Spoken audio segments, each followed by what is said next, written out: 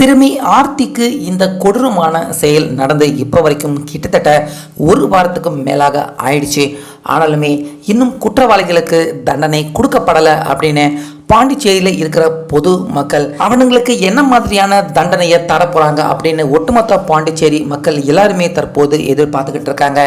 இப்படி இருக்க இன்னைக்கு காலையில் திடீர்னு ஆர்த்தி அந்த குழந்தையுடைய வீட்டுக்கு அந்த குழந்தைக்கான பிறந்த நாள் பரிசு ஒன்று வந்திருக்கு.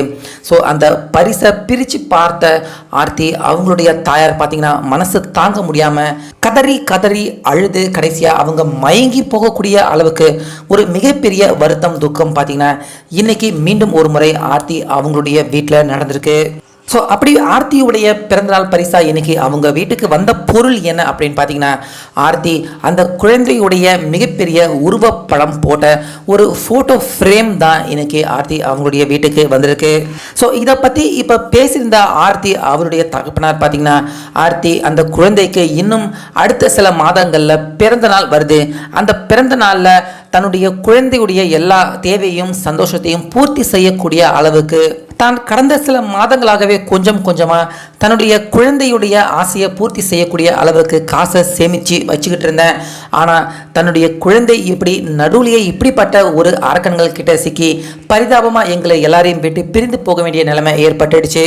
அதனால் தன்னுடைய மகள் தான் கிட்ட ஆசைப்பட்டு கேட்ட ஒரு சில பொம்மைகள், அதுக்கு அப்புறமா தன்னுடைய மகளுக்காக தான் சேர்த்து வச்சிருந்த அந்த பிறந்தநாள் பரிசு வாங்கி கொடுக்கறதுக்காக சேர்த்து வச்சிருந்த அந்த காசை வச்சு இப்போ தன்னுடைய மகளுடைய மிகப்பெரிய ஃபோட்டோ ஃப்ரேம் ஒன்று இப்போ நான் அந்த காசை வச்சு உருவாக்கி எங்களுடைய வீட்டுக்கு எடுத்துட்டு வந்திருக்கேன் அப்படிங்கிற மாதிரி தற்போது ஆர்த்தி அந்த குழந்தையுடைய தகப்பனார் ரொம்பவே மனம் வருத்தப்பட்டு கண் கலங்கி இந்த விஷயத்தை அவர் சொல்லியிருக்காரு.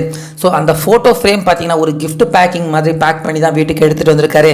அதை பிரித்து பார்த்துட்டு தான் ஆர்த்தியுடைய தாயார் தன்னுடைய மகள் இப்படி கிஃப்ட் பேக்கிங்க்கு உள்ள ஒரு ஃபோட்டோ ஃப்ரேமாக இருக்கிறத பார்த்து அவங்களும் தாங்க முடியாத அளவுக்கு மிகப்பெரிய அளவில் கண்ணீர் விட்டு வருத்தப்பட்டு அழுதுருக்காங்க.